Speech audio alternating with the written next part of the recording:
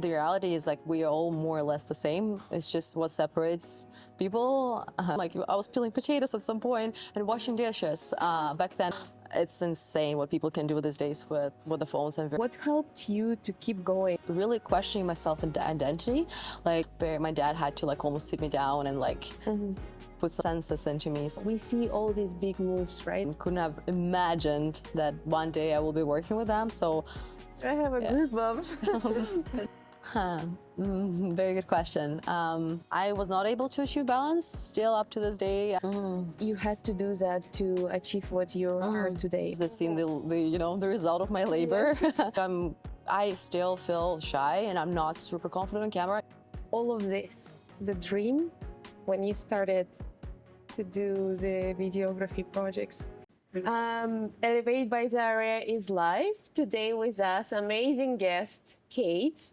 Videographer, video content maker, the best out of the best, a good person, and super excited to have a chat with Kate about her career and explore some of the things that she can share with us.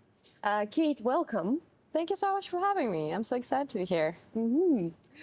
Kate, would love to ask you the first question. How did you come up with an idea back in time to film with your phone? That was very accidental, actually. So when I graduated in something completely different, not related to marketing, videography, photography, nothing like that. But I was super broke student and I couldn't find a job. So I decided to try myself in videography because why not? And overnight, I just started a videography company, bought myself a bunch of very expensive equipment because that's what every YouTuber was saying, that you need a bunch of things, which is true if you want to do full production stuff. And when I moved to Vancouver, I immigrated to Canada. I came to Toronto, so I moved to Vancouver, and I started, of course, going to for a bunch of hikes, like every self-respecting Vancouverite would do. And I would bring with myself a huge backpack full of camera equipment, lenses, even microphones, a drone, an action camera. And soon I realized I cannot keep up with those very fit Vancouverites, and I would just hate the experience altogether. And this is kind of how mobile videography was born. One day I just decided to give it up altogether, all the equipment stuff. And I was like, okay, I'm just not gonna make any videos. That's okay. My mom will be fine. The hike was so gorgeous. So I decided to take my phone out, but like instead of how would normally every person would do it, just take it out of your pocket and like start recording, pan from one side to another. I was like, I'll actually put some effort into it, because normally when you film with a camera, you actually put more thoughts into it. So like you think about the settings, about like the movement and all the other things. And I thought, why don't I do it with the phone as well? And the result was actually incredible. I posted it on socials, and yeah, the feedback was actually very unexpected. Yeah, everybody loved it. They thought some people thought that it was taken with a camera, and so this is how the idea was born. The career was born a little bit later, but this gave me kind of this little push to start exploring the idea of making videos with a phone versus with a camera. Yeah. And you said it was like 5 years ago, 2020? Yeah, 2020, yes. And do you remember that first reaction of people when you take out the phone and start filming, like back in time in 2020 and nowadays? Did the perspective of people shifted, and how did you feel at the first time? Yeah, I feel like people are definitely more chill when you film with a phone. Because, well, first of all, when you have the whole production, the camera, lighting, and all the things, people are actually get a little bit more like intimidated. They're a little bit more shy. They think that, there is a full-on broadcasting happening, and it's even harder for interview-style videos, and I'm not even talking about anything. So when you film with a phone, and actually people who you film, they feel definitely more relaxed. They're like more, talkative. They feel like, just your normal, conversation versus being recorded on camera like I'm feeling right now. No, actually, Okay, still a little bit. I'm like, that's the truth. Like I still feel shy and I'm not super confident on camera, even after years of doing it. People think that, you know, this thing is natural. I'm shifting a little bit, but I'll come back to your question. People think that, oh, you know, like she's natural, like, or, you know, she was born to like to do this. She was good like this right away. And this is could not be more far away from the truth. I'm the most camera shy person, the most critical to myself because I'm also Slavic, and I just like went ahead with it. Like I learned how to, you know, be okay with in my head sucking on camera and like not looking the best way I could. So, anyways, I almost completely lost my train of thought. But coming back to your question, filming on the phone was definitely easier because, you know, even from filming yourself, being outside, again, people would be less nervous around you. Some of the places when I would travel, they actually would not even allow cameras and gimbals, and when they see it, and yeah, people just look at you more. People feel again either nervous or they're just curious. They think that the person is actually recording on a like TV show or something. Almost, I'm exaggerating, but yeah. But in terms of actually finding clients, this where actually the it's get a little bit, you know, harder to prove yourself as a videographer because especially before the cameras were huge, the whole setups were huge with even 5 years ago. Now the cameras get smaller, but the quality is actually getting better. So, but I think some people still have this perception in order to have this incredible production, you need to have a huge camera. So I even know I once took a course, I'm not gonna say the name of the person, but there is this stigma and this thought that, well, you need to actually come to the shoot with a big setup so that the client can take you seriously and think that you're a professional. So some people I know, they actually get extra rigs and they put them either on the camera so they look bigger on the smaller cameras that they film with, or people who film with the phone, they they get the whole rig to to make themselves look a little bit more professional. But it's getting so much better because I feel like the world has seen that what phones can do. A couple of years ago, it was not such a big thing as it is right now. And people these days, they realize people film weddings with with phones, commercials with phones that look incredible. Yeah, like I work with some very big companies and I make full-on commercials with them with a phone that they show on their not even socials, they show them on like Amazon, Walmart sites. They broadcast them too. So it's just people now have more knowledge about that and a little bit more open. But then it was a little bit more like it was a it is the thing that needed to be explained before. Now people are more educated. I wonder if you were the reason why it shifted, the industry shifted towards videography. No, well, there's so many more talented people than me, obviously, and I actually was one of the first people who like started doing it with a phone. But I'm self-taught. Like even though I was doing videography before, realistically, I'm okay. Like I know how to do it better than most of the people, but like I'm not at that level as even today's team is right now. So, but like again, that's the fact. That's the fact that you don't have to be like the best at even at this. But what I was gonna say is that I was one of the first people doing that before, but now, oh my God, so many incredible, talented people who doing some crazy things with the phones. And like sometimes I look at it, like I'm almost stopping myself every time to like not get, you know, on my own ass, I'm sorry for my language, and like to, you know, to criticize myself for like and compare myself to other people because it's insane what people can do these days with the phones and very limited resources. Yeah. But you know, I think like you are shy a little bit behind the scenes, like to do the videography. And I would never ever say that because I see you on the camera. You're so confident, so polished, so looking great. So like, you know, like kudos to you, great job, and definitely like with more competitors and competitions coming around, like keep your work up, and we will just cheer for you. Would love to ask you about were people asking you some questions? Do you have any stories of people coming up to you and like asking you like, why are you doing this, or like what is going on, why are you filming with your phone back in time? Oh, all the time, even these days, yeah, like especially outside. So one of the things that I love doing, these are like crazy angle transition videos, and like flipping the phone or doing like some fly throughs with the phone or like other things. And it's actually like it's one of my little tricks to. I use it as a hook in some of my videos because people are like, what the hell is she doing? And it's a curiosity, natural one, so it makes it like I'm not gonna get into all that stuff, but in order to get good views on socials, you need to make your videos entertaining, educational, or like or trigger some emotion. So like for me, doing this kind of things, it was like my little trick to creating good hooks by like doing some things with the phones. So. And when I do it outdoors, or even like some of my friends, they always still question me, like, why do you flip your phone? Or like, why do you do this or this? Yeah. And it's a lot of my friends started doing that as well. So, which is, yeah. So when you hang out with friends, they all come out like with mobiles and with phones and start filming, or Yeah, like becoming a production?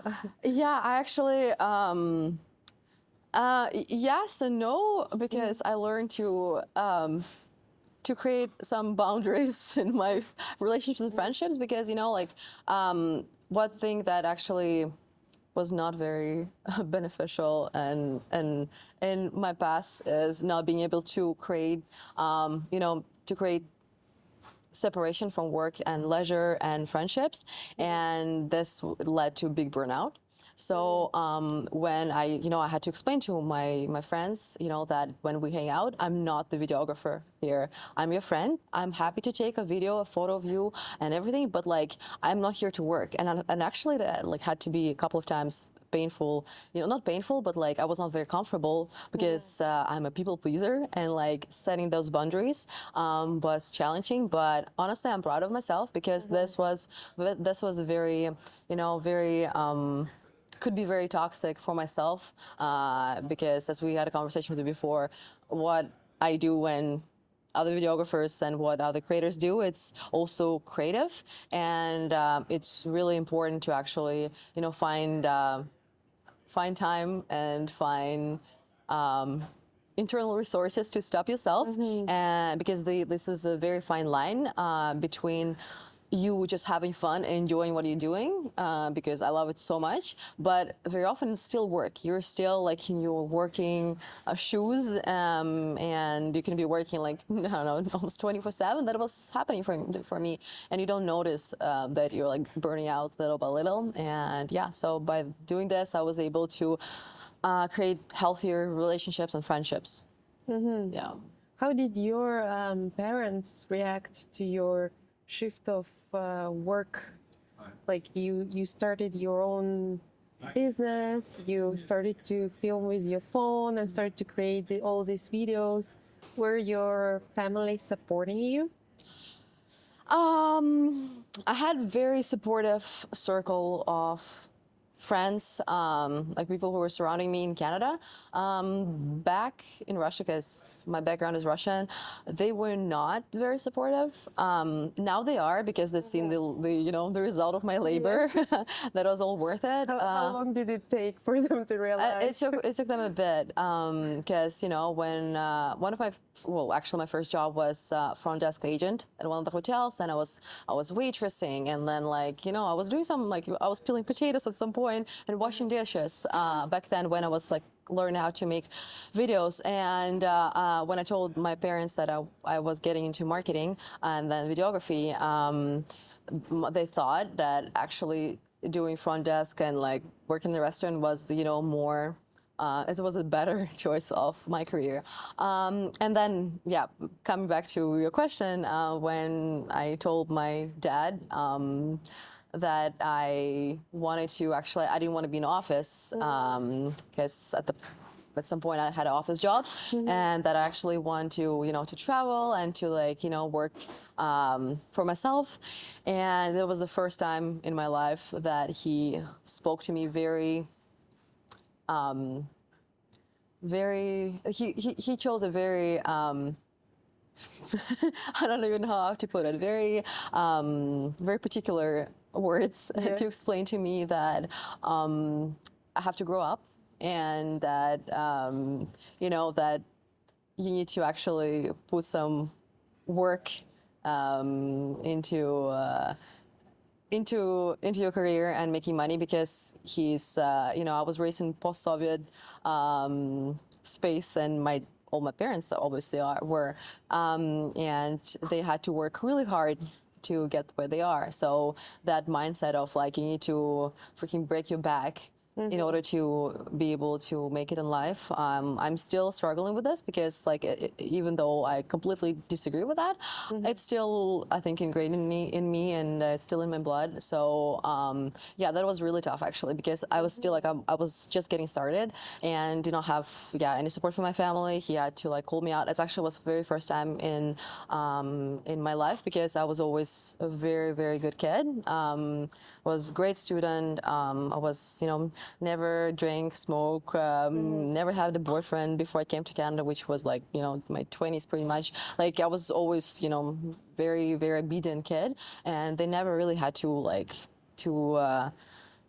to talk to me, really to teach me, like, to change my behaviors. But there was the first time when I was in my 20s, when my dad had to like almost sit me down and like put some senses into me. So yeah, it's like it still hurts a little bit, but like now they're very proud of me for all the achievements. So, but like, see, like this is also, we need to educate the other generations that that this is what we're working with. This is what the career opportunities right now, because to them, when I'm even visiting, which unfortunately doesn't happen very often, I'm almost all the time on my computer, on my phone, and my parents think that I'm just like, doing nothing, that I'm scrolling, and I had to explain to them that I'm actually right now, I'm working, and like I cannot be cleaning the house right now. Just give me like a couple of more hours, I'll help you right now, but I'm not just, dumb scrolling, and which sometimes I do. But yeah, like the education also in that needs to happen. Yeah. Thank you for sharing this. Like, I think it's so personal to share that you had that conversation with your dad. And I wonder what helped you to keep going, not to give up and like follow your dad's idea of what is it, like how is it should be. But you decided like, okay, I'll keep going, I'll keep building, I'll keep filming, and let's see what happens. Yeah, very good question. I feel like in everything what I was able to achieve so far, the thing that helped me the most, and actually I feel like this is a very common thing between people who are successful at what they do, is doing it anyways. So no matter what it is, because people fail, their relatives, their loved ones sometimes don't support them, things go wrong, like, and I'm still scared up to this day. Sometimes, not sometimes, very often I have doubts, self-doubts, even after all the, confirmation, I guess, externally that I get that, I'm good at what I'm doing.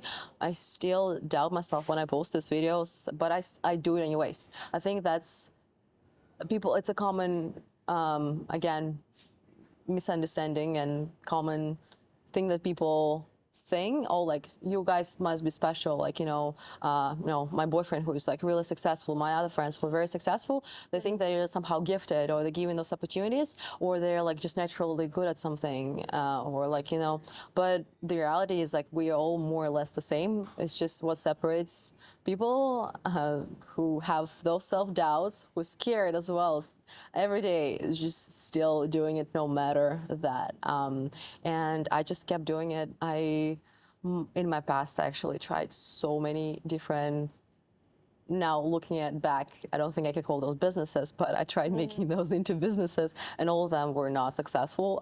And I tried myself again into like, my education wasn't something else. I tried myself in that. I did not pursue it. I tried myself in other areas and also did not pursue them.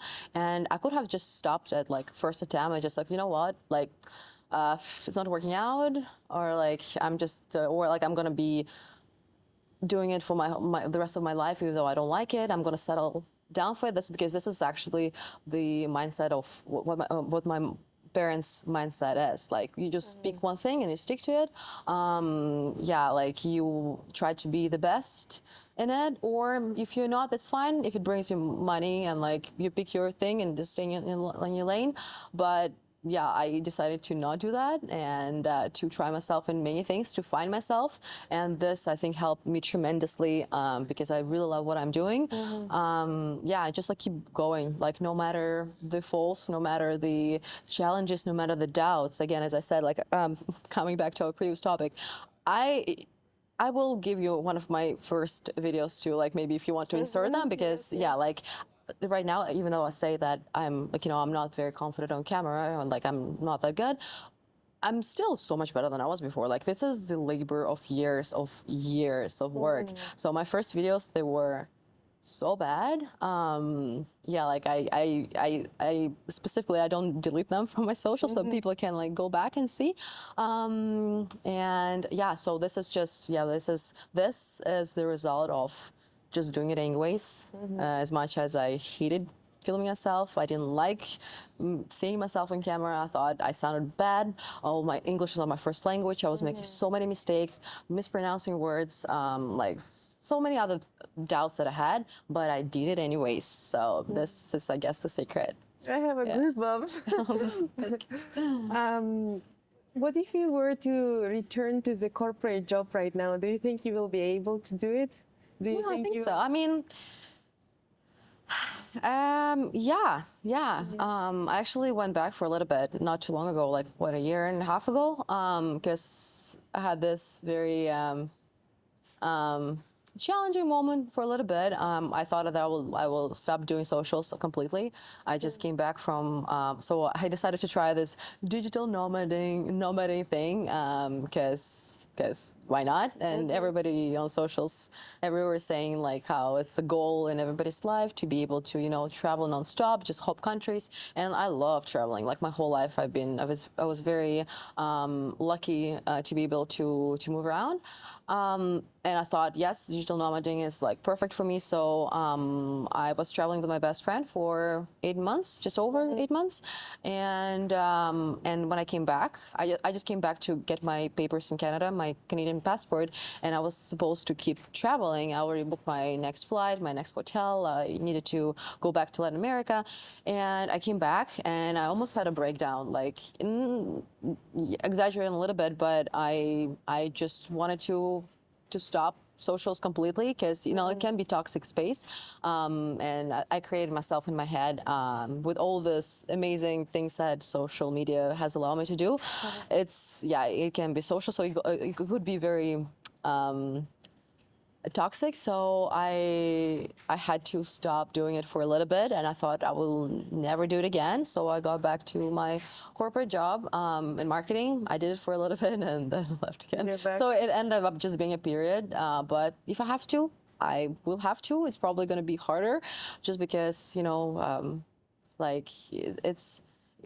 I'll be completely honest with you. Like even financially, like what do you get in your in this industry, what I was doing, and 9 to 5, there's a very low ceiling of your income that you can get, which if you're doing social media, if you're self-employed, there is basically like no ceiling. So even that, it will be really very hard, and like trading your hours literally for a paycheck versus like what I do now, it's not really how it's working. So that will be probably challenging. But like again, if I have to, I will. Like there's nothing. Like I still loved it. I really enjoyed it. I had a great team that I was working with. Like there are obviously advantages to like both of this. My self-employment right now, it's awesome in many ways, but being employed is also awesome because you can almost like you disconnect from after your shift. Like you just for the most part, obviously you often also bring some thoughts back home. But for the most part, you're working for somebody. Your responsibilities are more limited. Like your mental health can do better sometimes. So like there are advantages and disadvantages to both. But if I have to, I will. So yeah, don't see myself though. But yeah, it will be very challenging. But yeah, never say never. Right. Where do you get the inspiration for all your content creation? Because I think you post like almost every week. I see something that is coming out of your Instagram account. Always like, oh, interesting what she's posting today. Where do you get that inspiration? What helps you to create? Everything around me. Yeah, like it goes from seeing what other people create on socials to art, movies, a lot of things. Especially these days that I watch it with the eyes of like a person who's also videographer. Like, oh, the lighting. Like I was watching Stranger Things yesterday with my boyfriend. It's like, oh my god, the lighting in this season is so sick. It's so even better than it was before. And like the production this season, I love it so much. So it's just like, yeah, like you get inspiration from there. Like everyday life. I'm not gonna lie. Obviously, it comes back to being on social media as well and seeing what other amazing people create. I have a bunch of folders on my Instagram and Pinterest where like I just keep them for inspiration, and when I need to create something, not necessarily to even like if it's even related to what I'm about to create, but just like seeing some other people's beautiful work, it just gets my flow started and my creative juices flowing, and yeah, it just helps me with that. But it also is very important to get the rest because I produce a lot of videos for like as a conductor as well, and there is a very fine line between just like producing is as like a content factory and just like keep doing it the same thing, like same consistent thing, versus doing something like very creative that's very close to your heart, that you love doing it. And for that, it's important to actually sometimes turn off everything, all socials, TV, and just like spend some time in the wilderness. I'm saying that, but I actually unfortunately rarely do that. But like when very often, well, not very often, but like once, maybe in a month, I hit that that that feeling, that little creative burnout, when you just need to like not work for 12 hours straight, and you just need to like rest and then restart, versus keep doing it. Because I'm sure so many people can relate in the creative professions. If you're doing videography content, you're wearing so many hats, and there's so much work. You yourself know, like right now you're interviewing me, you're gonna go back home and like edit, and like then there's also marketing, there's also socials, and there's also email marketing, there's so much stuff that goes into it under the curtains. So and my to-do list is always like, it's never ending, because like also obviously you can increase the number of content you produce, the number of videos, but also again I'm also creating my own products and so many other things. Again, that it's just, and I don't have any help, like I'm a one-person team.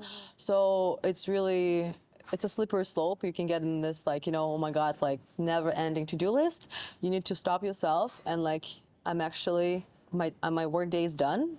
And now I'm just gonna like actually watch Stranger Things or read a book and go outside and like walk my dog or things like this. So yeah, I think this is really, really important to keep staying creative and productive and also successful.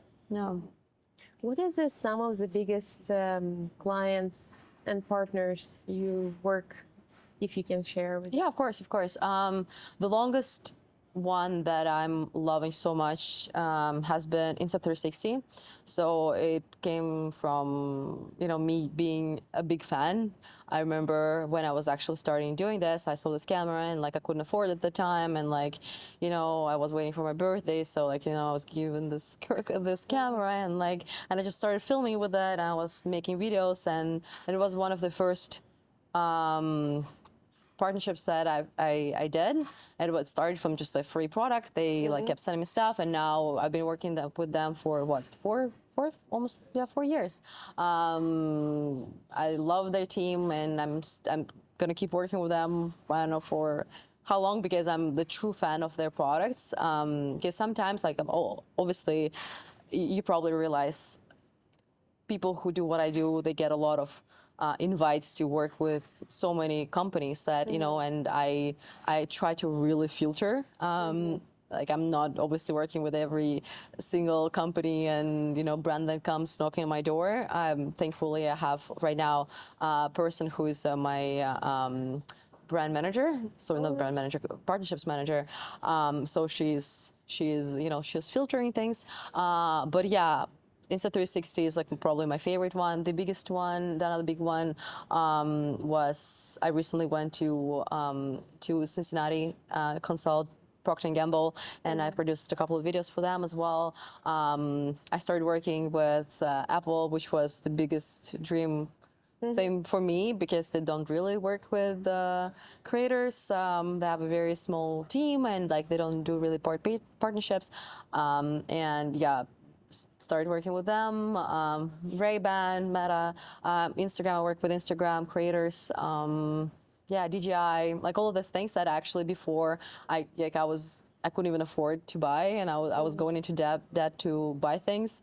Couldn't have imagined that one day I will be working with them. So, probably Instagram is the most special because it was one of the first ones, and they believed in me even though I was so small on on Instagram and TikTok. I barely had any followers. This is probably this is why they're like the not the most favorite, but most special partnership. But other than that, I cannot really pick the one because they're so different. All of them so cool, and like every single one is, I'm a little proud to be able to work with them. Yeah. And did they knock into your door and kind of like, Kate, we would love to work with you, or did you kind of reach out and said, I would love to collaborate and see where it goes? All of them, they were inbound, meaning that they reached out, this is the power of social media. Like I never really, until recently that I right now have a partnerships manager.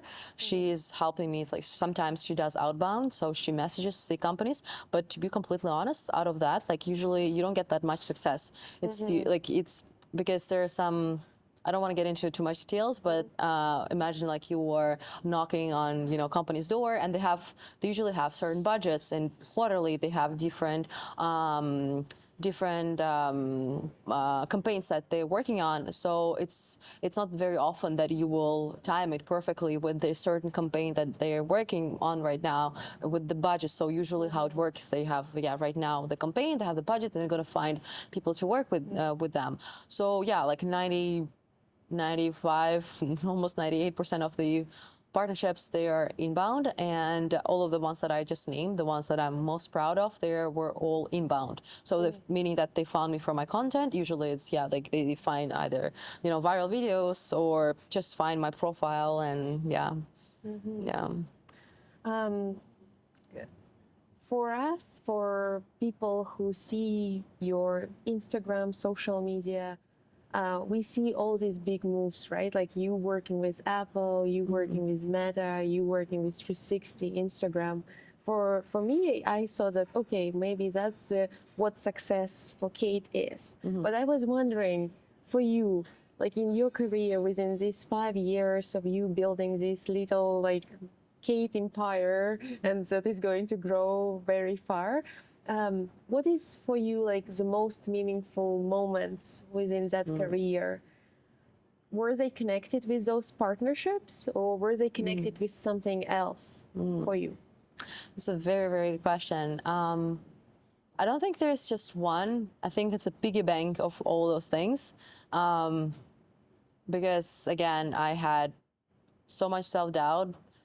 So I still, like, even these days, I need to like almost justify it to myself, like, oh, Kate, you have been doing a great job. And sometimes writing down the goals, achievements for like every year, it helps so much because just having it on paper. So it is like, it's a combination of so many things. Yeah, definitely like some of the companies that I was able to work with, but it's also, yeah, being able to just book a ticket somewhere and just go, and like making my own schedule and like go. I love working out in the morning and go and able to take a class at like 9 or 8 a.m., which I wasn't able to when I was working for somebody, or help my parents right now, like send some money back to them, like give back to them, or yeah, just being able to do things that I wasn't able to do. Yeah, I guess that's just like, yeah, things like this. Yeah, also obviously people coming up to me and like thanking me for things that I helped them. This is definitely like, getting DMs. I love this so much. Like I try to go through all of my messages that I get, and I love reading comments or like some feedback, positive feedback, because obviously you get some trolls on socials, which thankfully I don't really get that much. But yeah, seeing beautiful messages, beautiful stories from people that follow me, it's very heartwarming, and definitely adds those big coins into my piggy bank of accomplishments. Yeah. Or did you have any like bad comments or anything that you had to deal with? Some of the followers or some of the people who were like fans of yours, but then they decided. To be honest, I'm very lucky. I don't get much. Like very, very lucky. I get some creative criticism, which is like, sometimes it's very painful because it's actually the constructive criticism. Like somebody is like saying like, oh, your video is actually not that good. And like, yeah, like maybe it's not that good. And this is not hate. This is constructive feedback, especially if they say like, oh, this is not good. This isn't good. Some things that, there's obviously some silly things that people comment, and it's not triggering just because they just probably had a bad day, or that's what their favorite thing to do on socials, just commenting nonsense. But even that, like, it doesn't happen very, very often, like very rarely. I'm very grateful that people don't really comment on my appearance, because I know so many, especially women, unfortunately, they struggle with that. And yeah, I don't get that. So, which is, yeah, I'm super, super lucky. Yeah. Thanks to my audience. Thank you to the audience of Kate. For You've mentioned a little bit about the setback or some change of plans. You said like you started the videographies and you kind of like went back to the marketing. I was wondering if you can a little bit elaborate on that period of time. Was it the most important kind of like shift in your career so far? Were there any other kind of setbacks or not issues, but like some sort of kind of things that you were overcoming within this journey? Yes, I think you got it right. I think that it was the hardest time, because this was the time that I left my corporate job that I really enjoyed doing it. I got off of, my relationship. I went traveling with my friend, and then I had this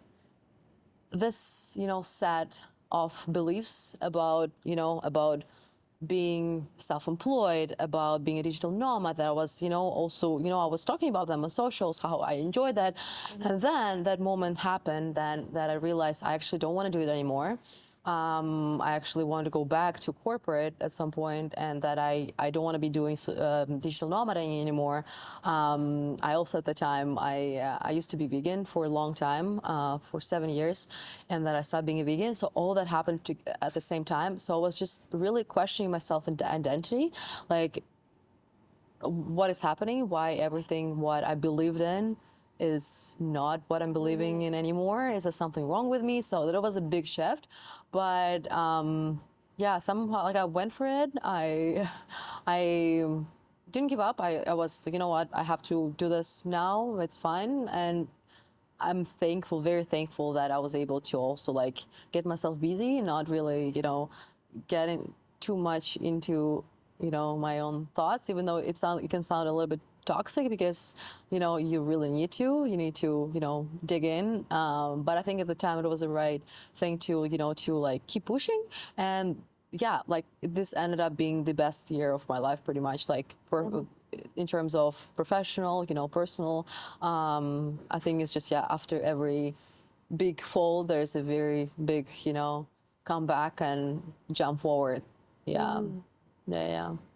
Now that you have 500,000 followers, right, on Instagram, or? No, it's just under 500 on Instagram, 500 something on TikTok. Yeah. So around like Just 1 over, million? yeah, I think 1.2 million, yeah, overall. Like, cool. especially, Nice. yeah. So what price do you pay to have all of that? Very good question. Price, I feel like just the career choice. I don't think it's just the number of followers. I think there's not really a price that you have to pay with the followers. Oh, actually, there might be, yes. So sometimes people treat you differently. Sometimes in a very good way, because most of the people still believe that, like the number of followers it's like your business card these days. So people see it, as soon as they say it's like, oh, you get more respect. You think that you're good at something, which sometimes like it's not true. But people still believe that. Even sometimes, I'm not gonna lie, even myself, like I look at people's socials and then from there, it's like it is like a business card. But I had a few instances where when I knew that people were treating me differently just because I had those followers and they just wanted to get something out of it, and which that was actually very painful feeling. Like it does not feel good at all. Like realizing it after, like first you believe that the person actually wants to be your friend, or like they want to, like genuinely be, yeah, like in your, with you. And then, yeah, you realize that this person just wanted to, be either like get exposure or like really pique your brain, which again, I don't have anything against it. I love like sharing with everybody.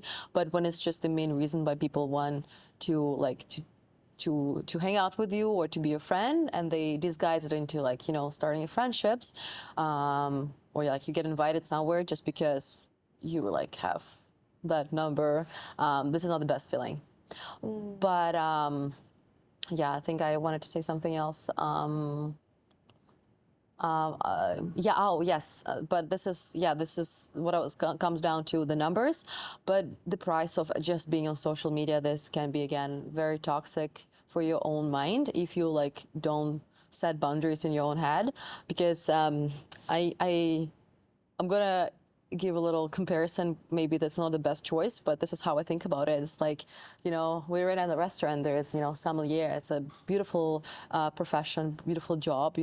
Person who's a som. It's very knowledgeable about wines, and yes, I myself love wines a lot, but it's also a little, there's a fine line and a very slippery slope because you're exposed to, to alcohol. Like it's your job. It's like, not to, to indulge too much. You know what I mean? So I feel like it's in a way very similar to social media, like being able to separate, is it you're actually doing for your job, or you just doom scrolling and just wasting your time by like and getting brainwashed into thinking like something is wrong with you, because let's face it, that's what unfortunately social media does for us very often these days, that you tend to compare yourself because well, now we're exposed to so many more people these days. Before, our parents, they didn't have this issue because they only saw their friend, another friend maybe, or they heard about this friend of a friend.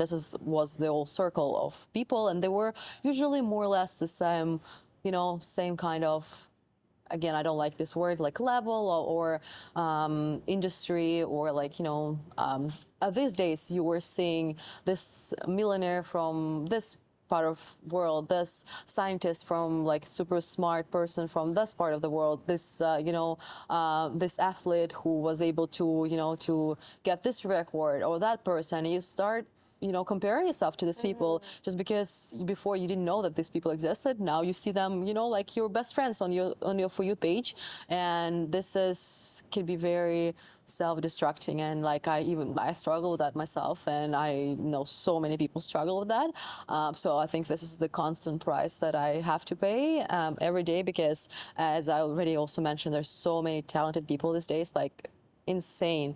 And I tend to just look at the content and I'm like, well, I'm not as good as them, unfortunately. So I have to stop myself from like comparing myself, and like it's fine. Like I'm not as good, and like and what? Like I'll try to be better. I'll try to be better than I was yesterday. But like there's no point of like really doing it. But I have to actively stop myself from those thoughts. Yeah. And from day one, Kate, like I felt such a warmth from you, and like being so kind and being so down to earth, even though like, we've been talking about following and like all these fans around on your social media, but I felt like we were like, from day one, I felt a really good connection. Never felt like you were looking to me like, Daria, where are you there? Like, it's very nice of you, like to keep yourself the way you are, even though like you have such cool brands working with you, so many people following you and stuff. So like, keep it up. Thank you. I think it's something like to have, and it's a spark of yours. Would love to know, is there a system behind all of this success? You've built this. Are you following any sort of plans for the day, for the work? Any system behind? I want to say I have a system. I want to, give you that, perfect day in life. Yeah, I want to have that, but I don't, unfortunately. I can give you like what works with me the best and the ideal way of what I think, my system can look like. But in reality, it's the way I was able to do it is just doing the reps. And we'll talk about balance and how awesome balance is.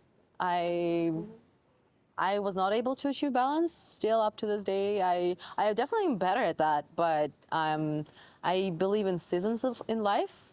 Like especially when I was building what I was building, I was working very, very long hours. I was working 9 to 5, and then I was waking up at 5 a.m. to be able to do some work before I was going to my 9 to 5 and coming back home and like keep working and working the weekends. So at that time, everything was on pause. My friendships, like my relationships, I love exercise, like different. I'm into a bunch of sports, and then I know these days like it's really important for me, like not even just like certain looks or whatever, which used to be more important in my like early 20s.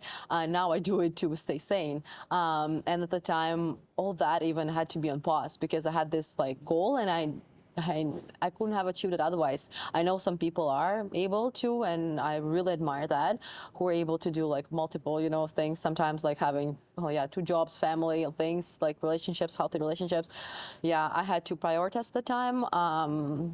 And these days, I really try to be kinder to myself and put myself first, because again, before I have those deadlines, and I could spend like 20 hours on my laptop or like in front of camera literally working. These days, in terms of a system, when it comes to work, I try to batch work, certain, like I separate the activities. So like one day I'm filming, the other day I'm editing, the third day I'm scripting, the other days I'm on the meetings and like things like this. I try as much that comes with productivity. But I love, as I said, different types of activities. It really, really makes me sane, especially in the morning. So I love having morning routine, but I love, again, waking up, doing some, some journaling, like some meditation, red light. Like now I got into, vibrating plate that's really hot on social media. So you'll stand in it like, so, so if I would, though, do all of this perfect routine that I have, that will take me like about 3 hours with like working out. Like if I go to even do like a little sauna or like I cold plunge, like I'm really into all of that. But after doing that, I realized that, well, I'm gonna be done with that by like almost like noon. And that gives me the most, well, I will still be able to work, but my most productive hours are in the morning. And I was like, man, I cannot, like, what can I do? So I'm a big fan of Andrew Huberman. He's a doctor, and he almost gave me permission to actually get the work done in the morning. So like I wake up, and again, on my ideal day, I do a little short meditation, but I do my red light. I journal a little bit, like I cannot do long journals, unfortunately, yet. I do like 5-minute journal. Just, it helps me also like cross it off my to-do list. I do a little short work session, maybe like an hour when I drink my coffee. Then I go to work out and I come back, and this is when I can, I wash my hair, I get in front of the camera, like I plan all that also, like all of those days. I batch film everything, well, most of the things. And yeah, and then like I try to be done by 6, 7. But also what I think we figured out works for me is I actually like to take a few hours during the day, like to go on a coffee date with a friend, or like to run some errands and come back and like still edit like later on. So like it's all over the place, to be honest.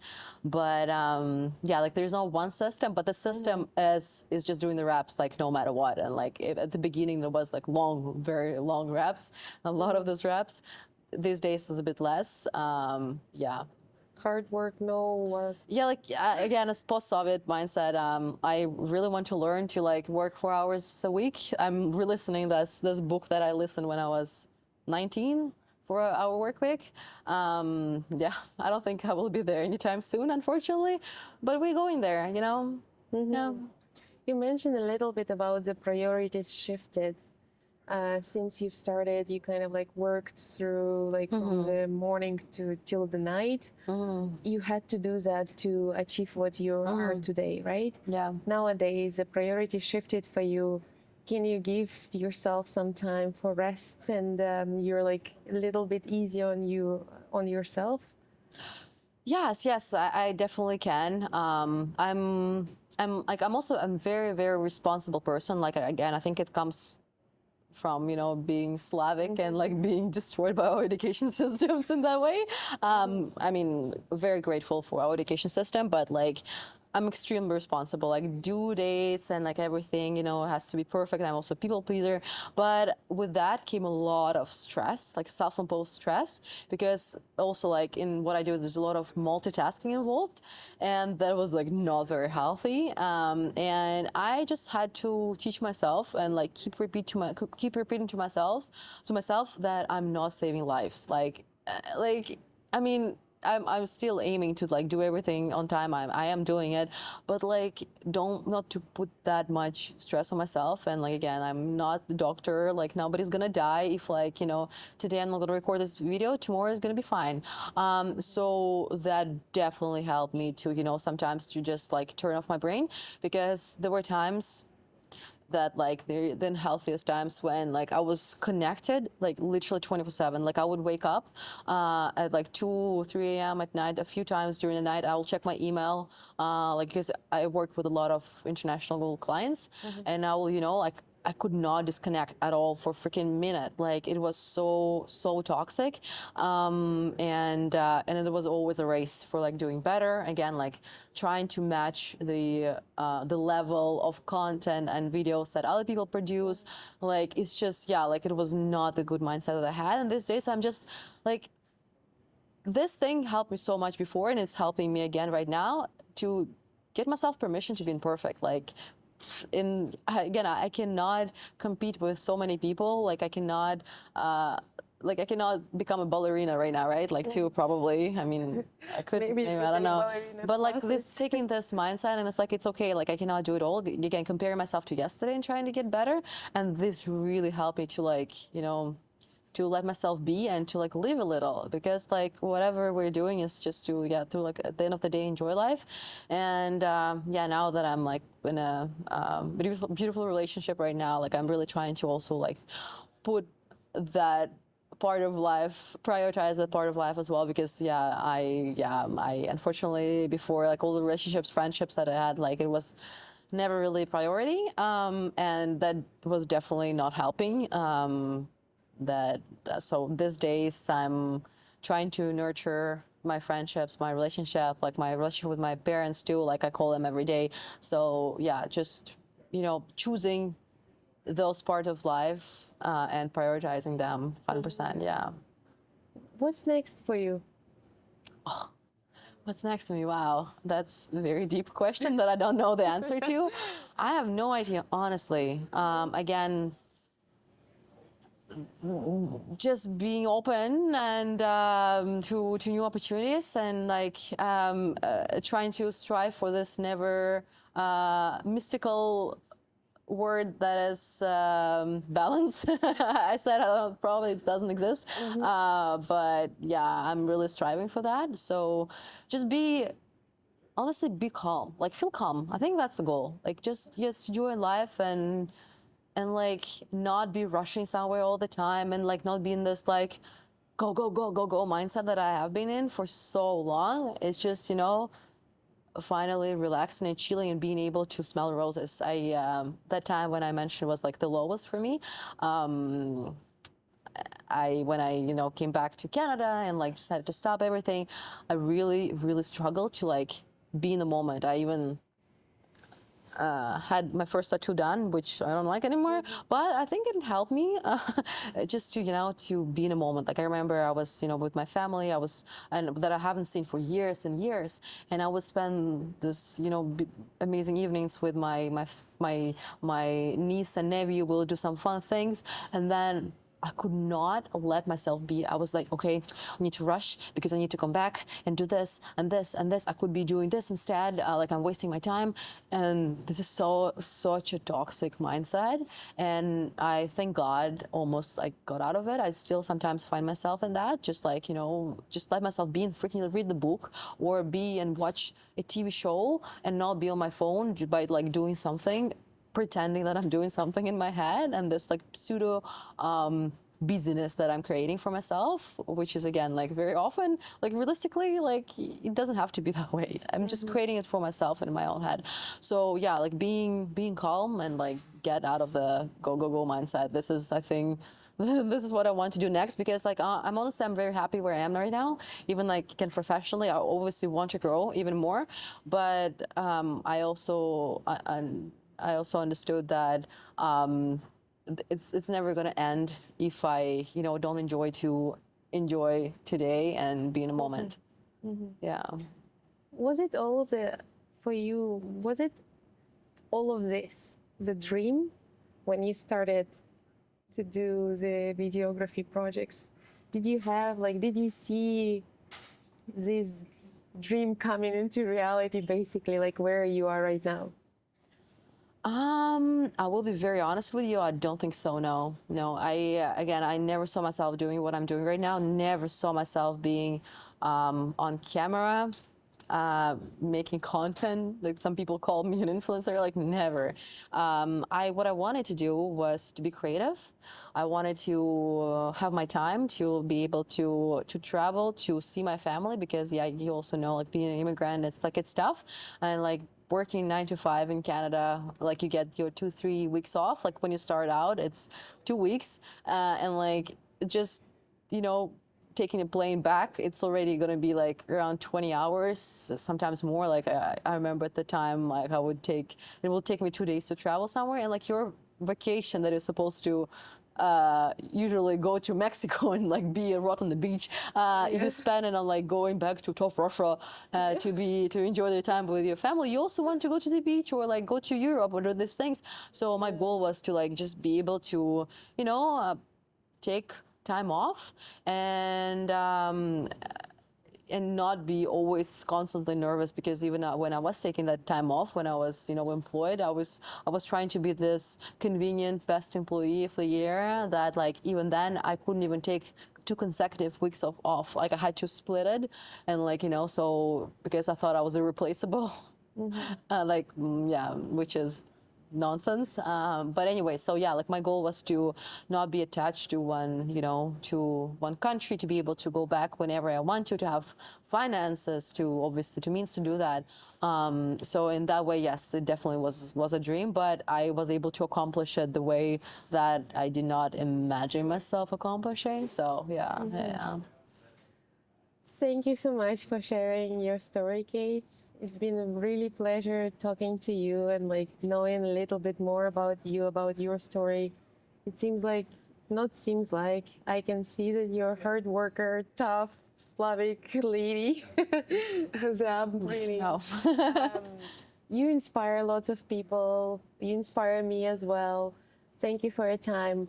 Would love also to talk a little bit about where we are right now. This place, amazing background and everything. Can you tell us where we're sitting? Can you tell the audience where we are right now? Yes.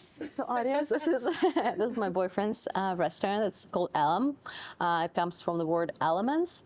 So he opened it just over a year ago, and my boyfriend Vesh, he is such an incredible inspiration for me.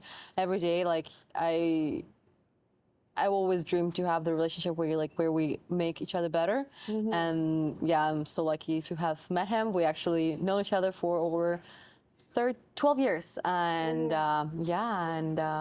we reconnected a while ago. Connected here, Yes, right? it was where it all started. So he opened the restaurant, had a collaboration with Gordon Ramsay, and we're connected. I wanted to check out the restaurant because we used to go to school together, and yeah, all and the rest is started here. history. Yes, yes. And So we're he's so lucky amazing. to be here today. Yes. So Yes. the next chat will be actually with Chef Wish, partner of Kate, and we're so excited to have a conversation with him as well and to share a little bit more about ELEM. Kate, thank you for your time. It's been an absolute pleasure having you here. Thank you. Thank Having you. having us here. Yeah, thank you. Thank you for having me. It was a Thank you. pleasure. Yeah, thank you. Oh. Спасибо. Очень молодец. Все Нам супер. даже не пришлось останавливаться и что-то переделывать. Все норм.